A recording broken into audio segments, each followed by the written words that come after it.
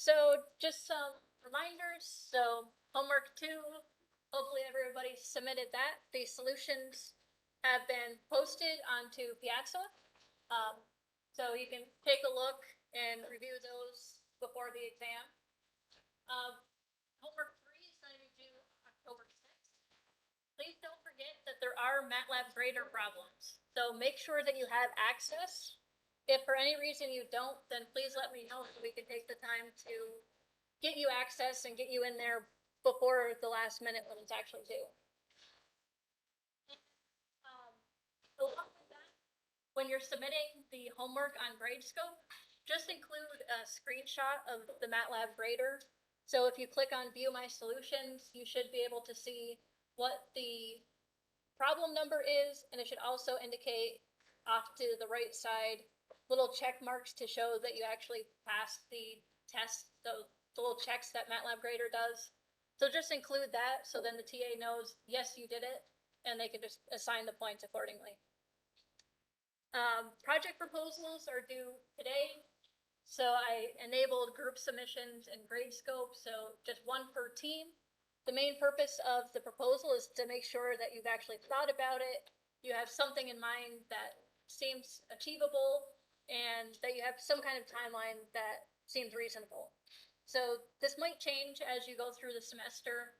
So it's not set in stone, we're going to do this by this date and so on and so forth. Because there might be some things that you find are a little easier or a little harder than you anticipate. But this is basically to make sure that you have something that you can start with that gives you a good framework going forward.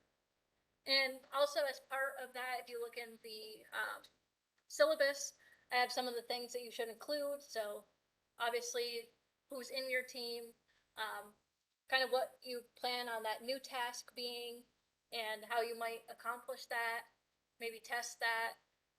Also, I'd like to see what's kind of motivating whatever you're choosing for a task. So if there's some news thing, some company that you've seen, some article somewhere that really got you interested in robotics and that you think kind of relates to what you're trying to do for your class project, that's a good thing to include so that you can see that what you're doing in class is actually relevant to the real world. And of course, if you have any questions, then please let me know. And the exam is not next Thursday, but the Thursday after. Next Thursday in class, we'll be doing a practice exam. So I'll be posting in WebEx because I know there's going to be a lot going on that day. So I'm going to ask you to put maybe a thumbs up or a thumbs down if you're going to be here or not, so that I'm not printing out 60 practice exams and only 10 of you show up. That's a little bit of a waste. So I understand if you're going to be part of some of the festivities going on, just giving me a heads up so I know how many people to expect. And then after class, I'll be posting the practice exam and the solutions. So you'll have a chance to review that as well. The inauguration of the president. Yeah. Yeah, because that was originally going to be the exam day, but they're going to have music and food trucks and everything there.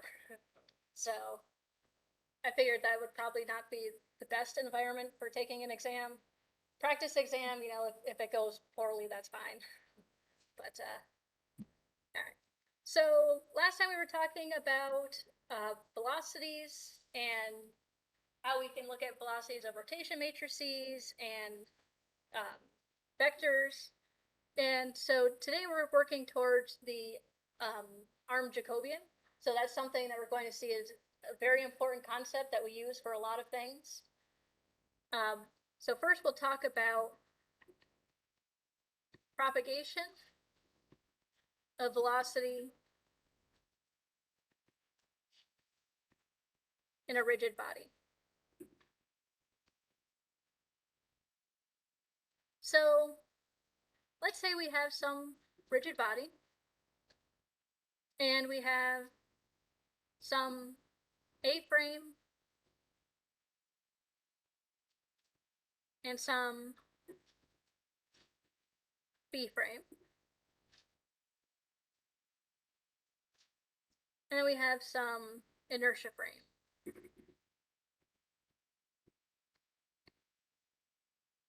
So we have two frames, A and B, which are attached to the same rigid body.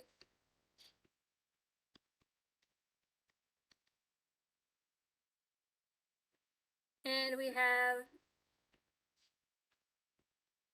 an inertia frame. Oh. So we can describe, sketch out here first. So we have some POA, some POB. And we can describe the frame A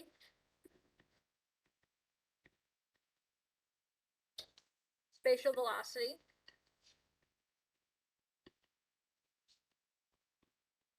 with respect to our inertia frame.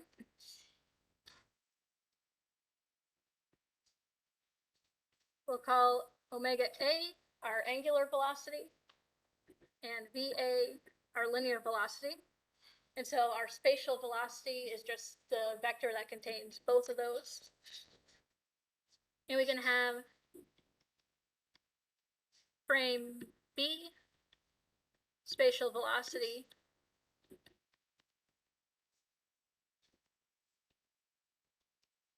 with respect to our inertia frame, which we'll call omega B and VB. Now, since these are on the same rigid body, when we look at our angular velocity,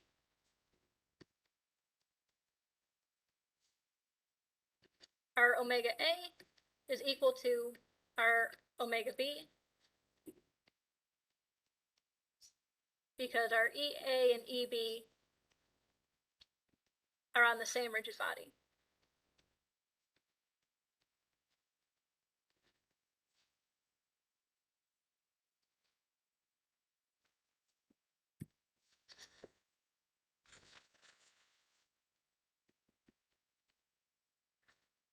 And if we look at the linear velocity,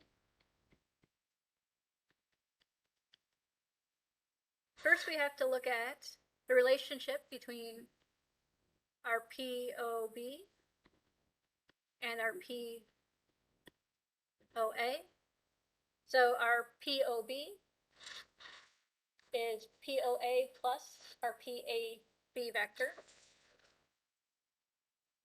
plus PAB. So our PAB is actually constant in frame A because we're on that one rigid body. So the relationship between A and B is constant. So our VB, which is our derivative of OB, and I'll use this notation, which I'll bring over here.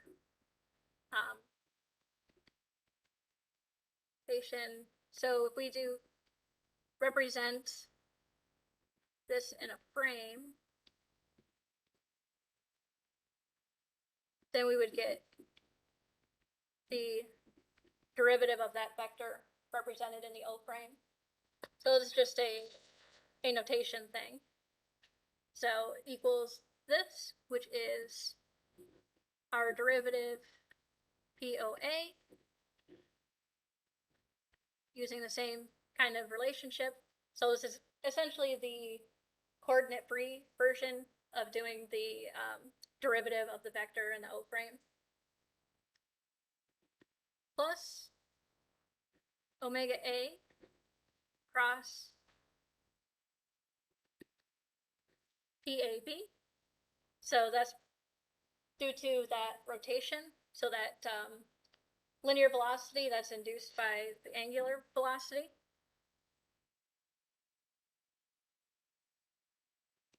Which is VA plus omega A cross PAB. So that we can relate our spatial velocity in a matrix form. Omega B BB is equal to the identity operator minus PAB cross 0 identity omega A VA, which we can define this matrix as phi BA omega A VA. And I'll use this bar just to note that it's coordinate free. So that's why we have our geometric vectors and our identity operator instead of the numerical values. So this is just noting that we haven't represented it in the specific frame yet, so we have this form. And also note for this term, we use the relationship that if you do R cross S, it's minus S cross R. So that was something we talked about one of the first couple days of classes, that when you reverse the order, then you have this negative sign. So here we had omega A cross PAB. So to separate that out, we had to reverse the order. And similarly, we could relate in the other direction. So omega A VA is equal to our identity PAB cross identity omega B VB, which is the same as saying phi AB omega B VB, which is the same as saying the inverse of BA.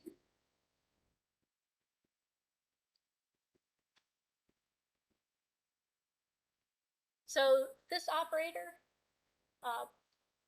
sometimes it's called the adjoint operator. So it has some very nice properties.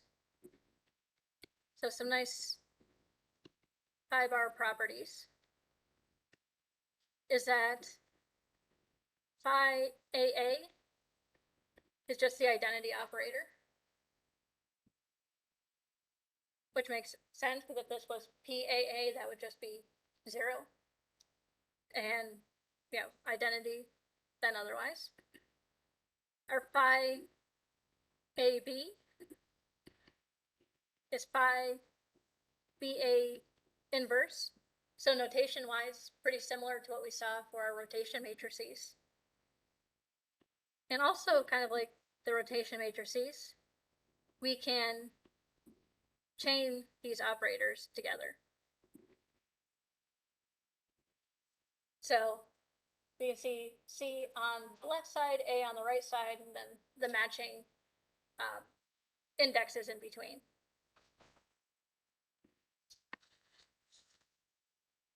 So we have this coordinate-free relationship between our spatial velocities. So let's now represent omega B VB in our B frame as omega B VB. And we'll represent the A terms in the A frame as omega A VA.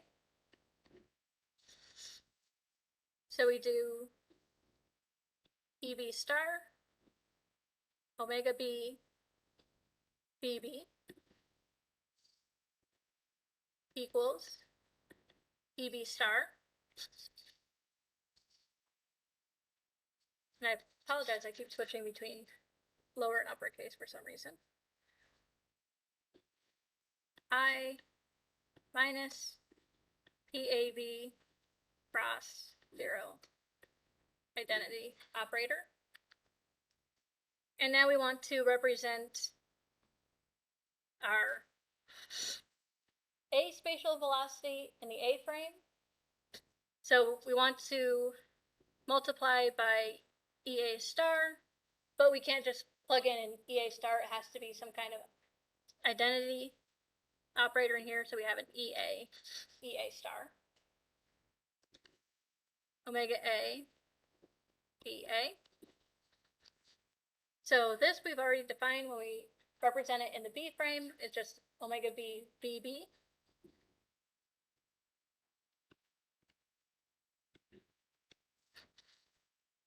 Here we have EB star EA.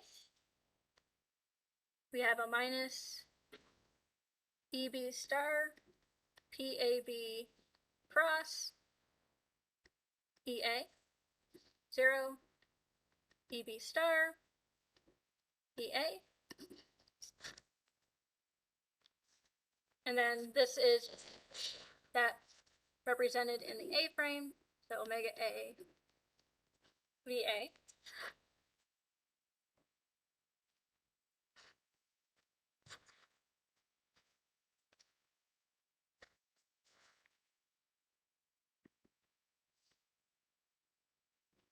So we have omega B, BB. This is just the rotation matrix, RBA. We have a minus RBA PAB cross RBA omega A BA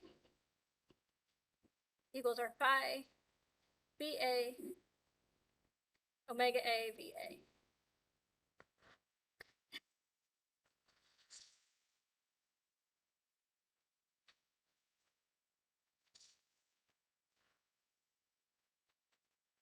And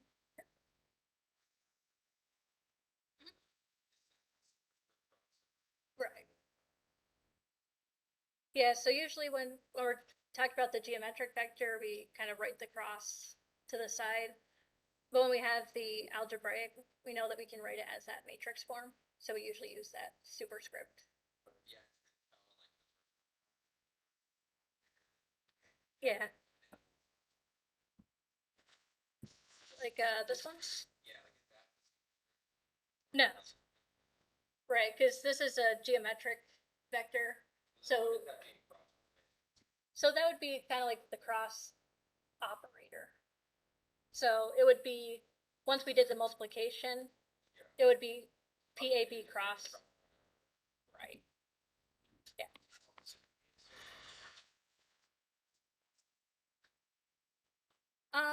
So then it would be,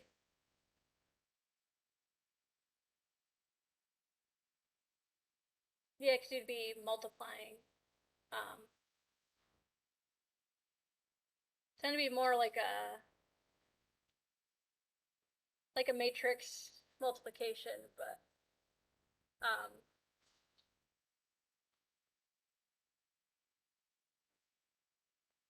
because like if you look in this case, because it's like you're applying this operator to each element, so it's not necessarily a dot, because if you actually translated it to the algebraic vectors, it'd be a little bit different from a dot product. Also, because these would be kind of like matrices, so a matrix times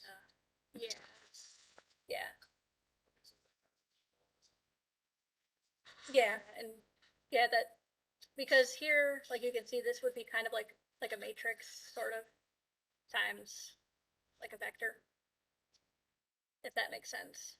But it gets a little funky when it's in the, yeah.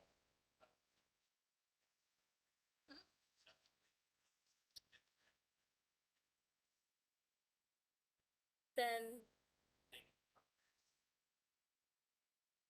inverse of what? So the adjoint, mathematically, like we saw, it is kind of like an inverse. From a mathematic perspective, there's probably more little details as far as what makes it an adjoint versus, because usually when we think of inverses, we think of like a matrix inverse. Yeah. But you take, say for example, the EB star is an adjoint operator. So it's, right. So if you look at a linear operator, so if the linear operator takes something in this domain, puts it in this other domain, the adjoint does the opposite. So to us, we might think of it as an inverse, but mathematically, it's not like an inverse.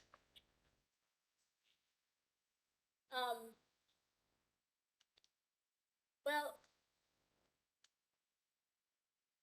I'll have to think about that. My theoretical math background is not maybe the strongest. I tend to apply the math more than explain the math.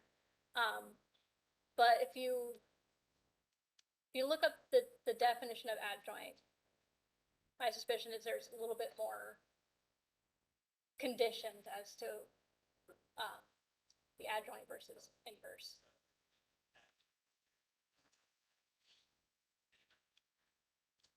So if you look at, so we can say that, so this is the mapping from B to A.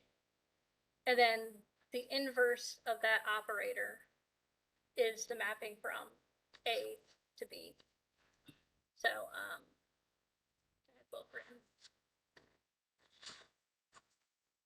Yeah, so like this operator takes A to B, the inverse of that takes B to A.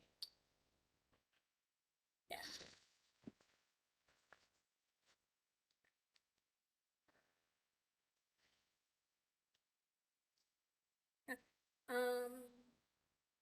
Right. And so where this term comes from was we have an EB star EA, and we could bring in EA star PAB cross EA, and then you can, because that's representing that in the A frame, so that's just PAB, and then we have the RBA out here.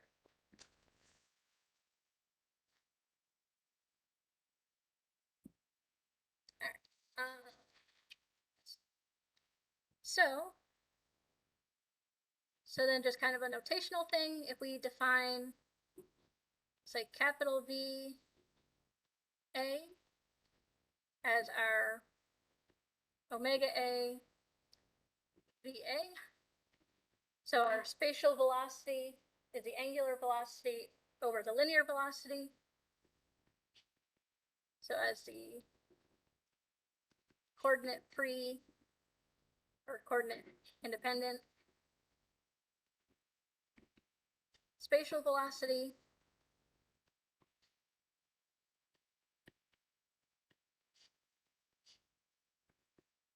of our frame A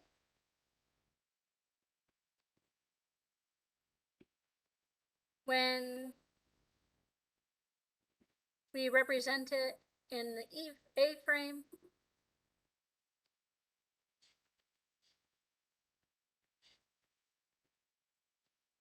then we write as the A, the omega A, VA.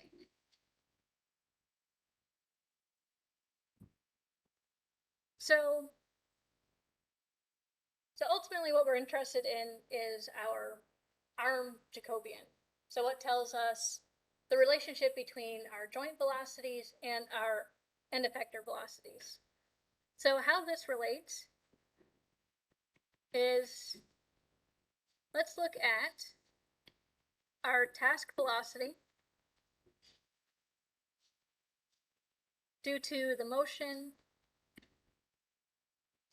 of joint I. Or in other words, the velocity of the end effector, which is caused by moving joint I.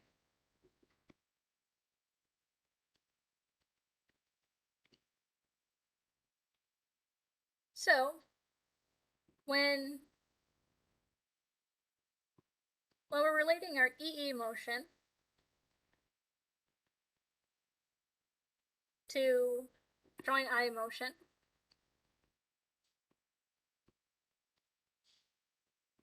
all other joints are locked.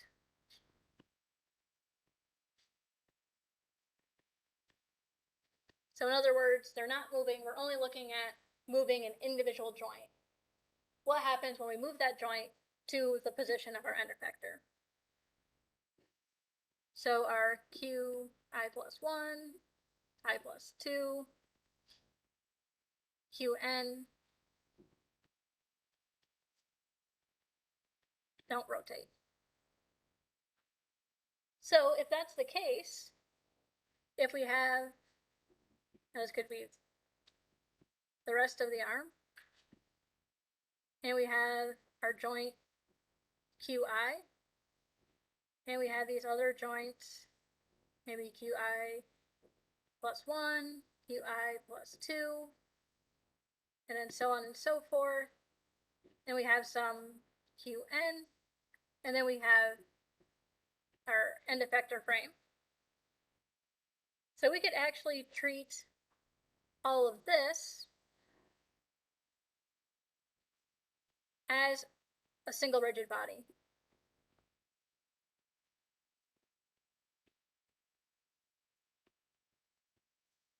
And this part is unaffected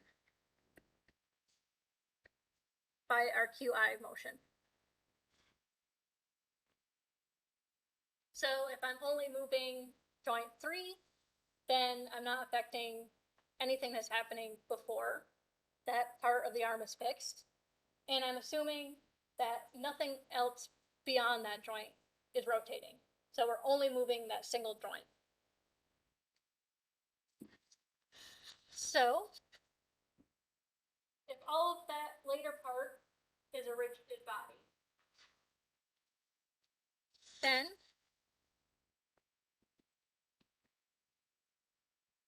we can say that the ith joint velocity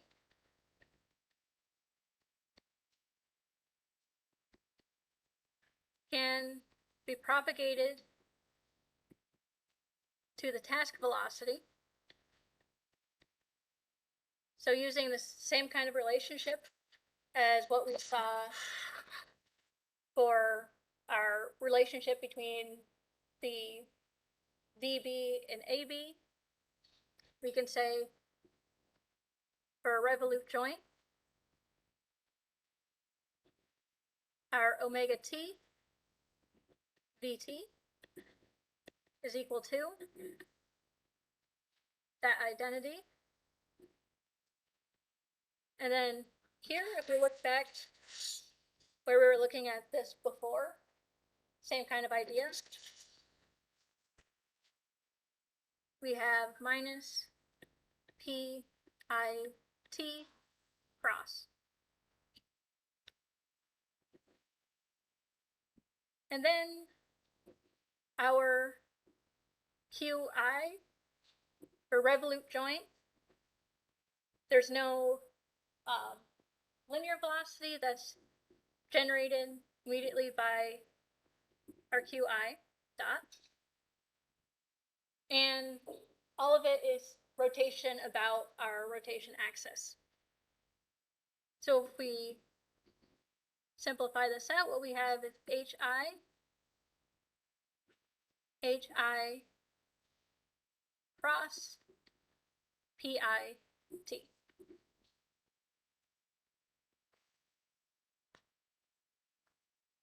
So you might recall when we were doing our differential kinematics with example to an arm, that this is kind of the form that we saw for each of those joints.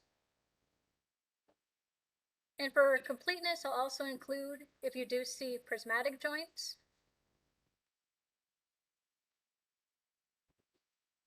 So we still have the same type of operator here, minus PIT cross.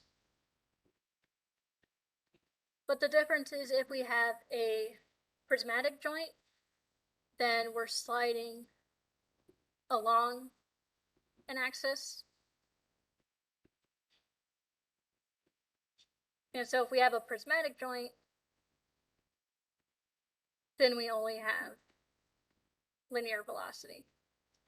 So just for completeness, if you come across a prismatic joint, they do behave a little differently as far as how they relate to. Yeah.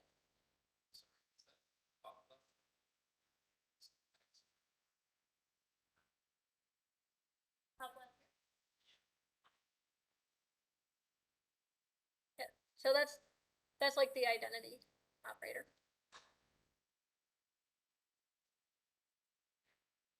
So I'll also note that our PIT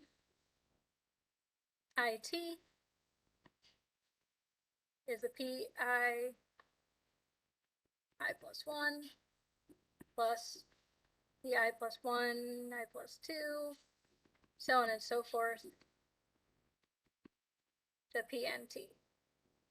So just based on our notation, that's what that vector is. It's that relationship between joint I to the n vector. So if we do this for each joint,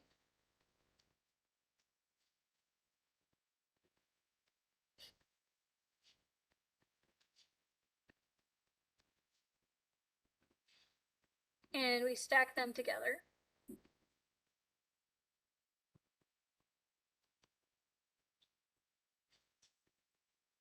let's now do the revolute joint case. What we have then is omega t vt is equal to h1 cross p1t, h2 cross p2t, so on and so forth until hn cross pnt, q1 dot, q2 dot, all the way to our qn dot. And so this matrix,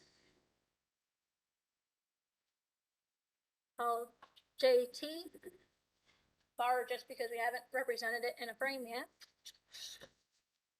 and this JT is what we call our manipulator Jacobian.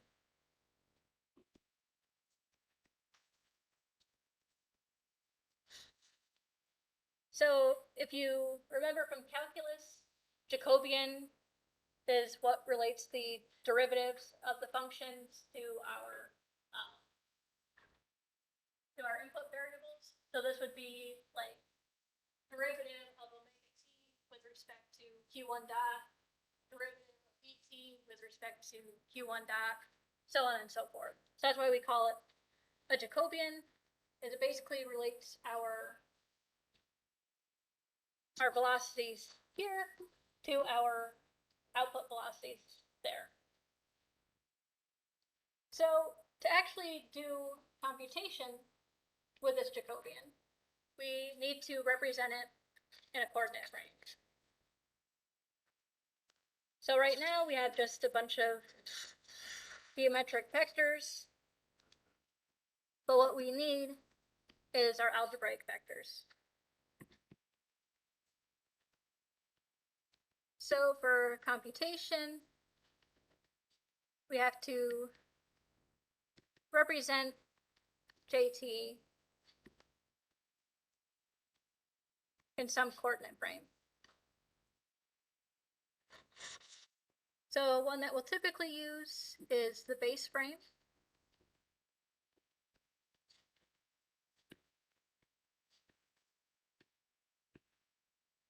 So if we represent our JT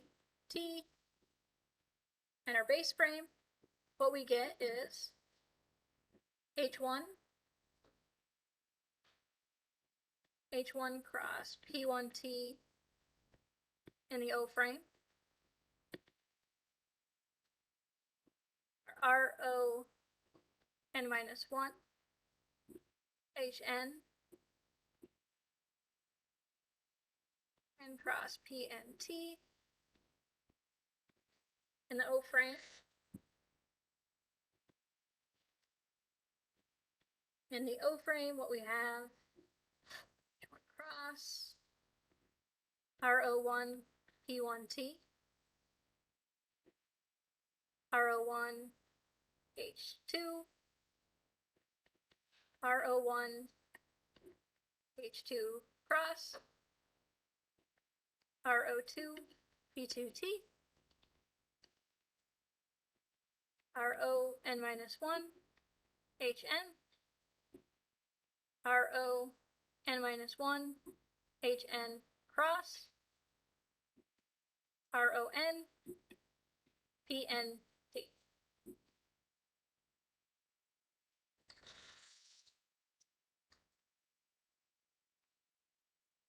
So you can see this has a really nice pattern, and you also might recognize it when we were doing those example problems before with the arms, and we were looking at computing the derivative of POT and ROT, that we got the same relationship.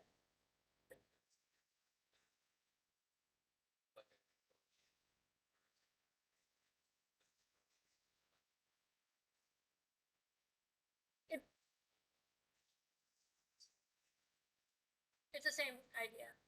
So it would be like looking at the derivative of your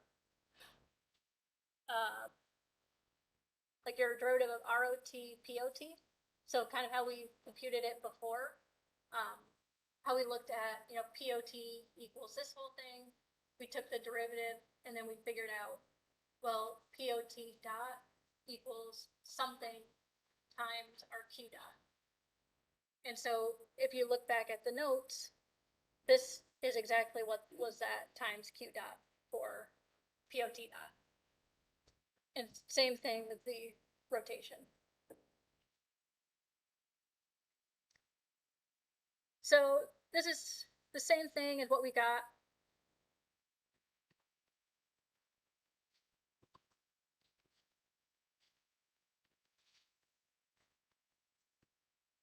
looking at our ROT dot and POT dot.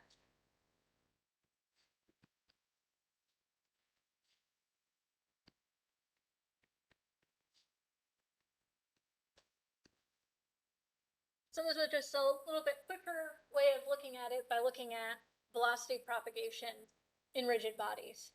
And so what we see is that if you're only moving one joint, then basically you can treat everything beyond that joint as a rigid body. And you can use that phi operator to relate essentially like your input velocity to your output velocity. So let's look at a different three joint example.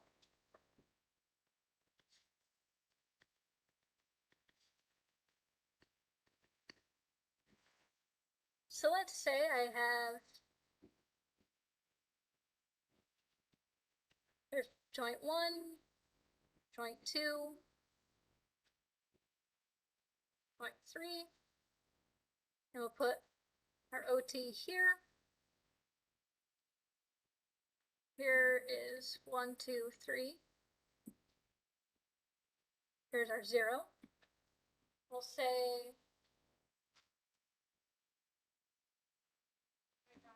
colors, it's a little clearer. So our H1, our H3, and this is our H2.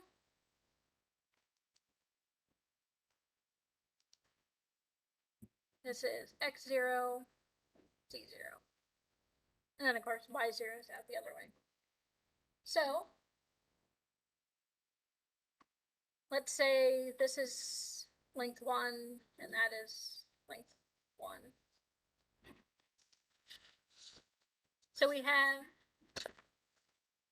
our H1 is EZ, our H2 is EX, H3 is EZ. If we write our Jacobian, first I'll write the PO1 is L0, T0, Z, but I guess I did the substitution, so that's just 1. And RO1 then is rotation about Z, Q1. Our PO2, or P12, sorry, equals P23 is 0. R12 is RXQ2. Our P3T is EZ, and our R23, RZQ3. So our Jacobian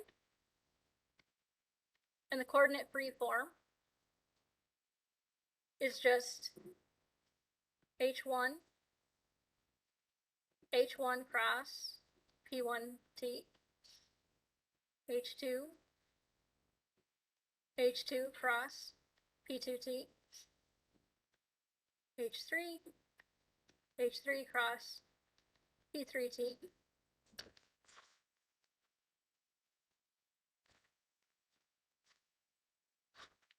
We'll represent this in the base frame. So JT in the base frame is H1 cross RO1 P1T,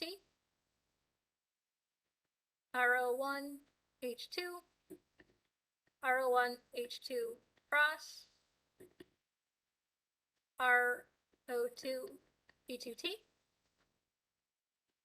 RO2 H3, RO2 H3 cross RO3 P3T. So our P1T is P12 plus R12 P23 R13 P3T. So for our case, it's just R13 P3T because these are 0. And we also need P2T, which is P23 plus R23 P3T, which for our case is just R23 P3T. So if we plug in all of our values for R01, R12, and our values for P1T, P2T, what we get is our H1 is EZ, and then we have EZ cross RZQ1, RXQ2, RZQ3, and our P1T, or P3T here, is just EZ. RZQ1, EX, RZQ1, EX cross, RZQ1,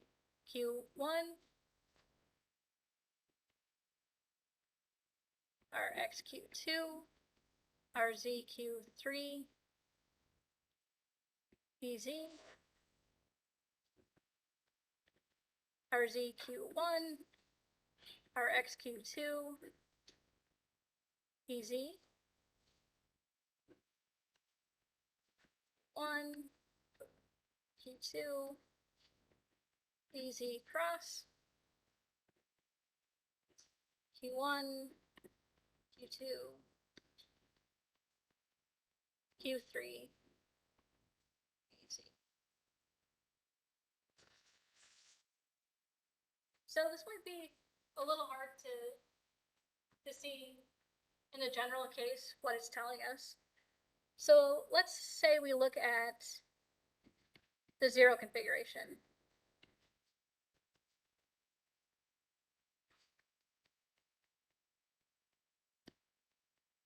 So then in the 0 configuration, all of our rotations here are rotations of 0, so they're identity. So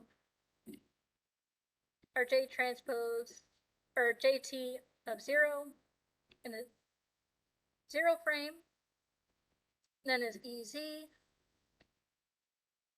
EZ cross, all of these reduced to identity. So EZ, EX, EX cross, EZ, EZ, EZ cross, EZ. So if you remember, if you do a vector cross itself, that's 0. So we have EZ 0, EX, EX cross EZ is minus EY, EZ 0. So what does this tell us then? If we look at our omega V equals this J transpose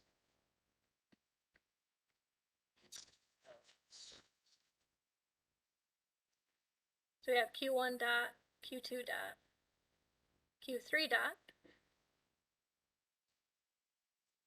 So what this tells us is that, let's say we rotate Q2.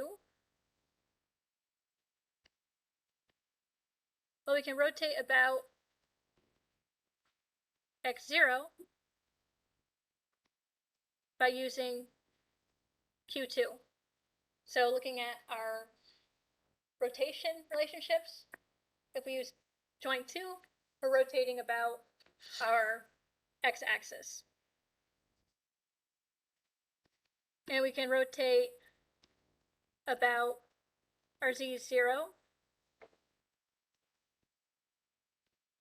by a combination of Q1 and Q3.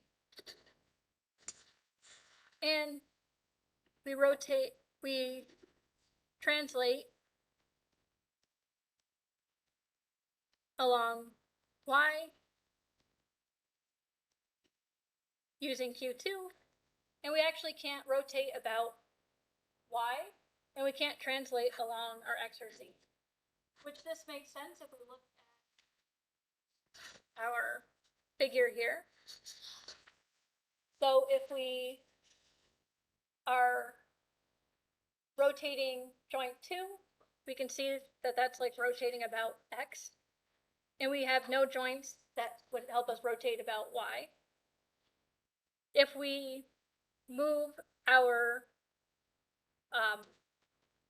joint 2, this would cause the end effector to move a little bit along the y direction. So just that little bit of kind of back and forth motion in and out here. And that there's nothing here that would cause us to slide in x, and there's nothing that could help us to slide in z.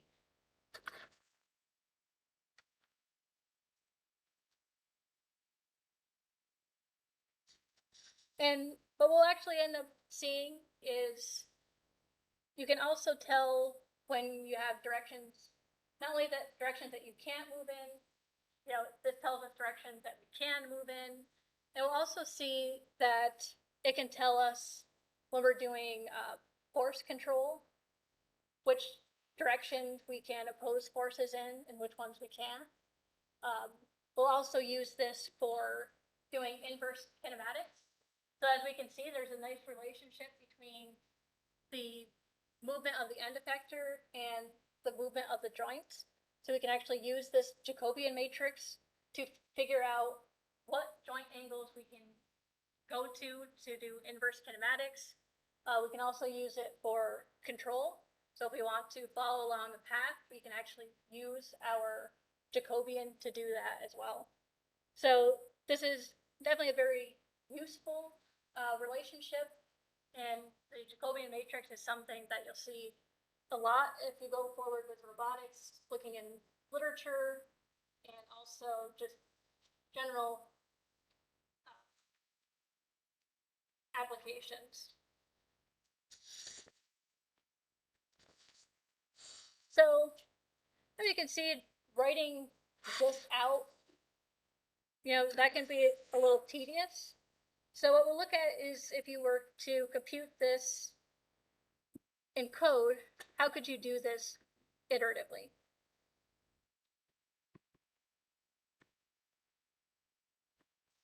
So iterative Jacobian computation.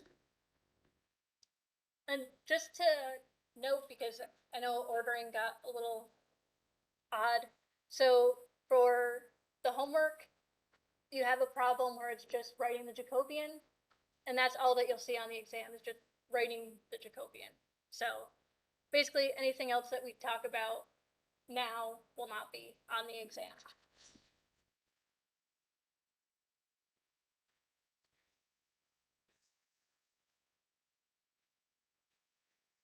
From now to the exam, yeah. So as of now, you've learned everything you need to know for the exam. So essentially what we can do is propagate the differential kinematics in the body starting with that base velocity.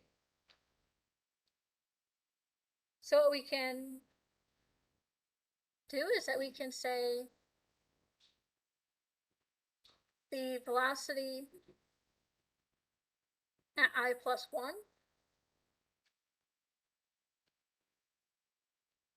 using the same kind of relationship that we keep seeing over and over. And we'll actually also see this operator will pop up again when we start talking about dynamics.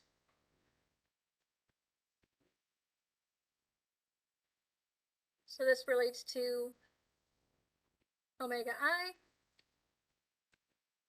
And then we also have the contribution from joint I plus 1. And this HI plus 1 is HI plus 1, 0 for revolute joints, and 0 HI plus 1 for the prismatic joints.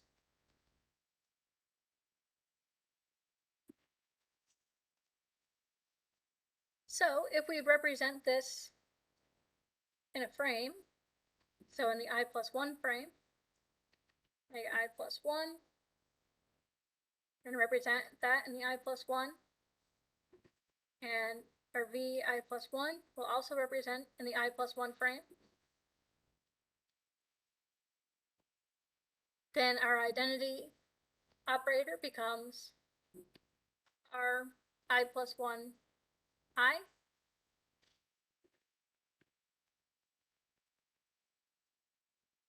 And representing, sorry, I brought my cross up here. Representing this, we have Ri plus 1I, P,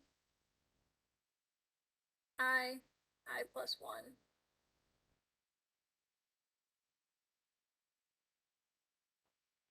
I cross.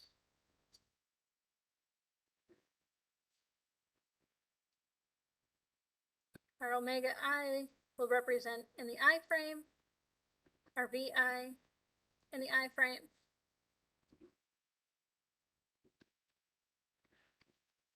HI plus 1 in the I plus 1 frame, and just our QI plus 1 dot. And so what we have is omega I plus 1, VI plus 1 is our phi operator. Omega I VI plus HI plus 1, 0, Q dot I plus 1. So if we use our other notation, so just grouping it together as one vector, our spatial velocity propagates in this way.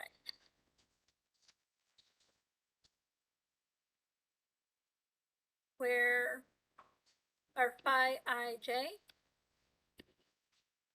is rij minus rij pij cross rij. Note that phi ii is just identity. Our phi ij is phi ji inverse. And then we can also chain these phi together. So same as what I'd said for the coordinate-free case, those still hold when we actually represent this operator in a frame. So if we want to do this in code, then we would just start with our V0, and then we can just iterate VK plus 1, phi K plus 1K, VK, HK plus 1, QK plus 1 dot, and our K is 0 up to n minus 1. So you can just continuously loop through and iteratively compute that relationship.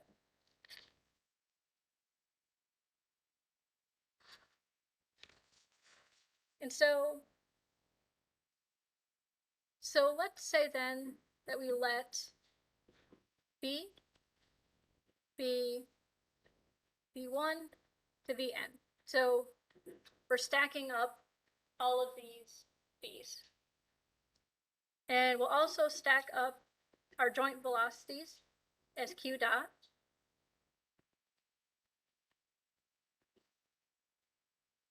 And we'll stack up all of those H matrices as a block diagonal matrix.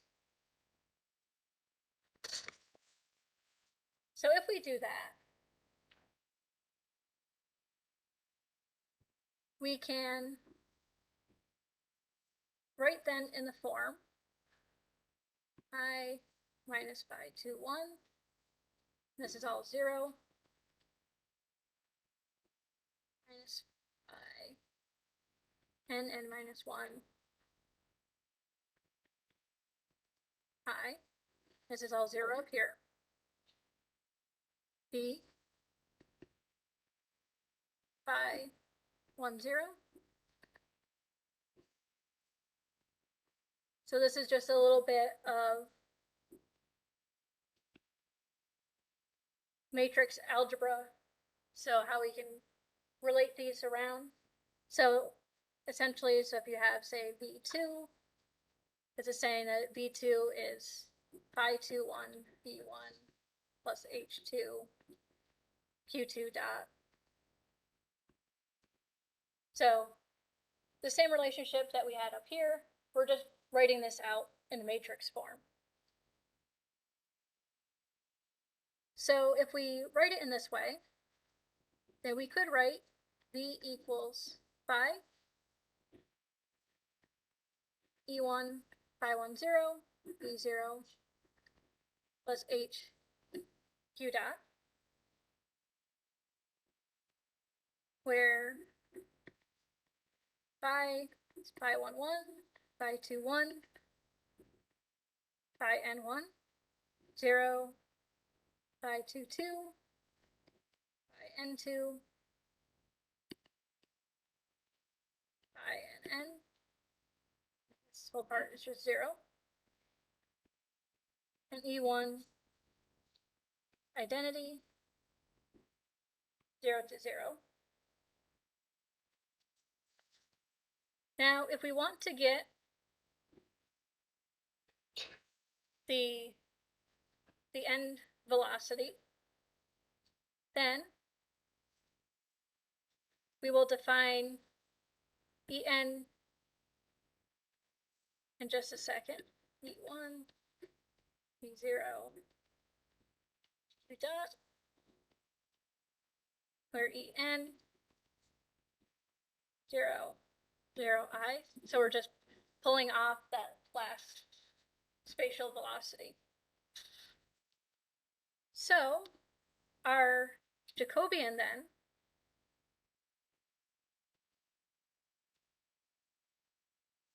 in n frame is ENT phi H. So it's relating our Vn to our Q dot. So this is just, I don't know why I wrote that this way. That's E. So we just have a simple matrix multiplication. And if we want to represent this in a different frame, so say we want it in the base frame,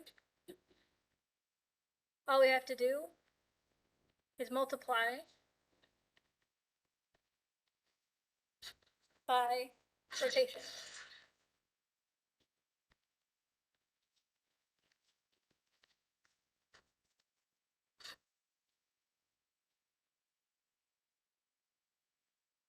So the trick of using these big matrices, especially this phi matrix, we'll see that again when we start talking about dynamics. So this is an easier way of kind of stacking up all of your dynamic relationships and makes the computation and things like MATLAB a lot easier. So if we want to iteratively compute J, then if we let Ji be our partial Jacobian, which maps Q dot to omega I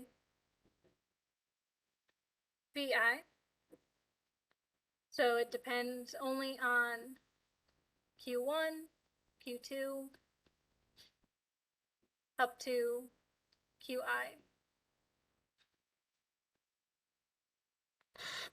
If we initialize with J1 is H1, the rest of the columns are 0.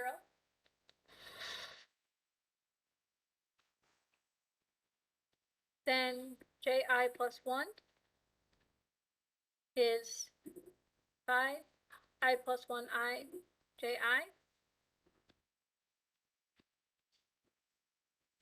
And we have our hi in the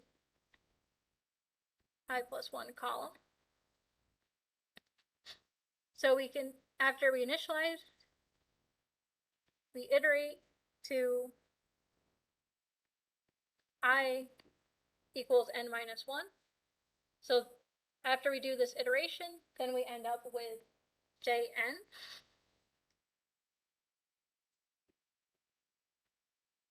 And so then if we want our jt, so the Jacobian at the actual end effector, because n is that last joint. So typically there's a pnt that we have to account for. So we need to use our phi operator to take into account the fact that we have this additional offset.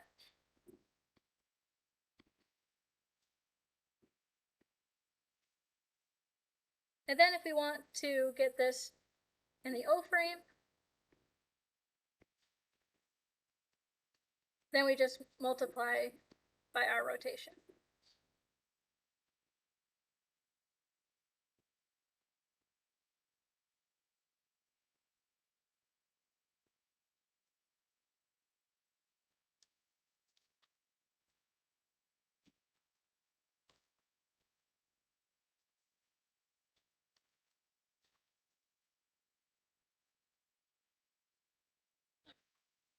So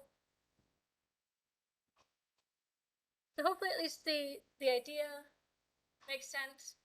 I'll have something in the homework after the exam that'll hopefully help with this a little bit. Also, if you look up RPI robotics GitHub, so on there, there's a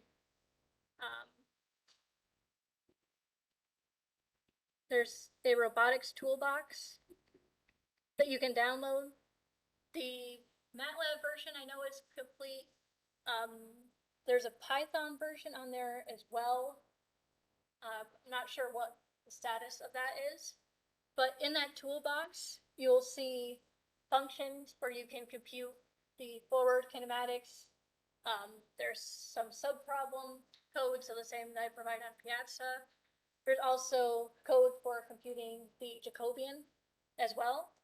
So definitely when you go to do your project, if code exists that you can use, I am fine with you using the code. So, as professionals, we're probably not going to be constantly rewriting things that have already been done. So we want to be able to do new things. So if for your project, you're doing something and say you need to compute the Jacobian and you found, oh, there's this nice toolbox that computes the Jacobian, you can use it. Make sure that you cite that somewhere. So make sure it's clear. If you upload the code again to somewhere else, make sure you indicate, this code was modified or utilized directly from this source. In your report, make sure that you have any code that you use cited. But definitely, if you can find something that's useful for your project, go ahead and use it. I'm perfectly fine with that.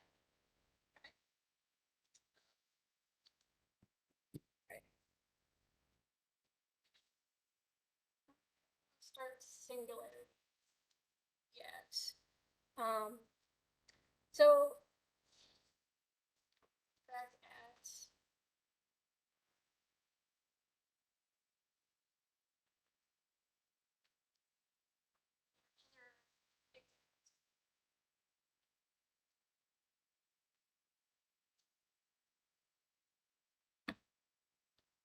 so remember before, so this relates to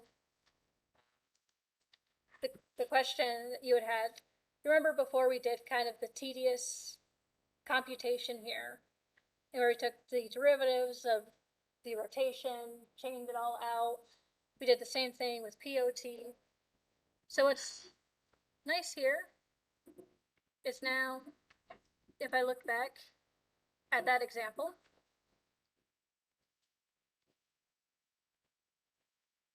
where we had, this is our H1, H2, H3. So now I want to figure out the Jacobian.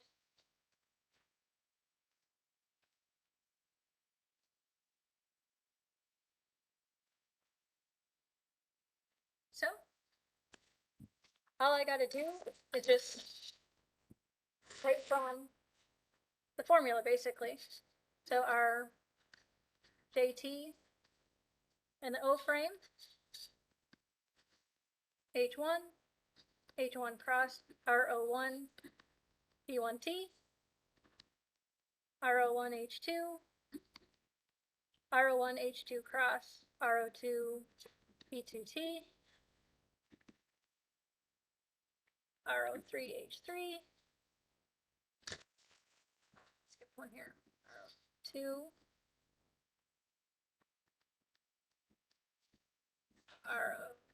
RO2, H3 cross RO3, P3T.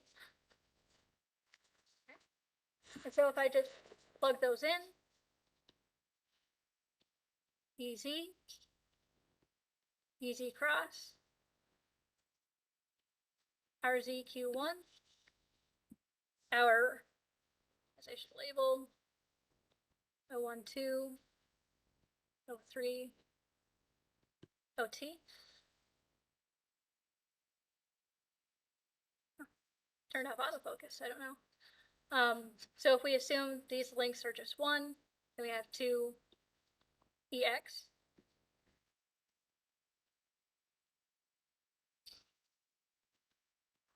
RZQ1, EY.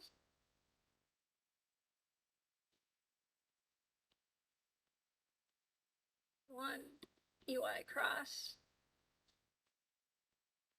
RZQ1, RYQ2. And P2T is also 2EX. RZQ1, RYQ2. Q1, Q2,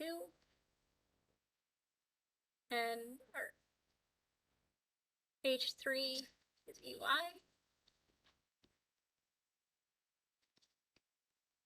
One,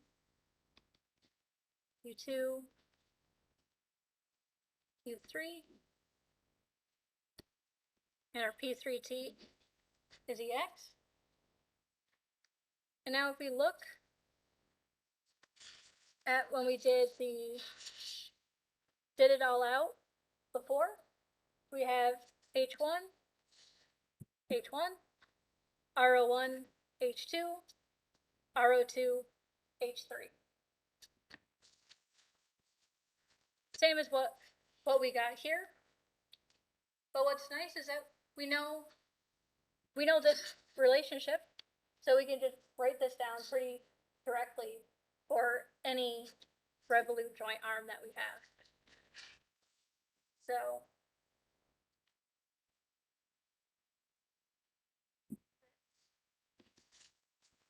there.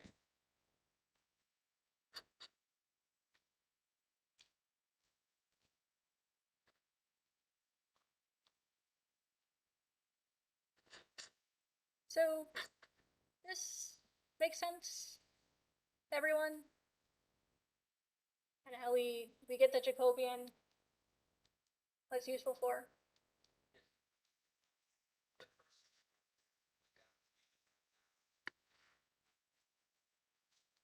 Basically, yeah. Yeah, because what we see is that for our revolute joints like this is just the relationship that holds when we're propagating those velocities. And so that's why I went through a little bit of this from the velocity propagation sense, because when we're doing our Jacobian, basically this first column is assuming if I lock all of these joints, I'm only moving joint one. This column is, okay, if I lock this one and this one, what's going to happen to this if I move that joint? And so what this, what these terms are comes from that velocity propagation that we looked at. So the next topic is a little more involved, so I don't really want to start with that. But what I'll say is that on Monday, we'll talk about what are known as singularities. So what we'll see is that with the Jacobian, so we've already kind of talked about how we can tell certain directions that we can't move in. So for the other example we looked at, we saw, well, we can't rotate about, axis Y when we're in a certain configuration. But what we're going to see is that we can tell when we're getting close to one of those directions that we can't move in by looking at the singular values of our Jacobian matrix. And so we'll talk a little bit about that, and also how that relates to what's known as manipulability. So manipulability kind of describes how easy it is for us to move in certain directions, and also how easy it is for us to oppose forces that are acted on the end effector. And then after that, we'll talk about how to use our Jacobian for path planning and inverse kinematics. All right. So this will stop there today.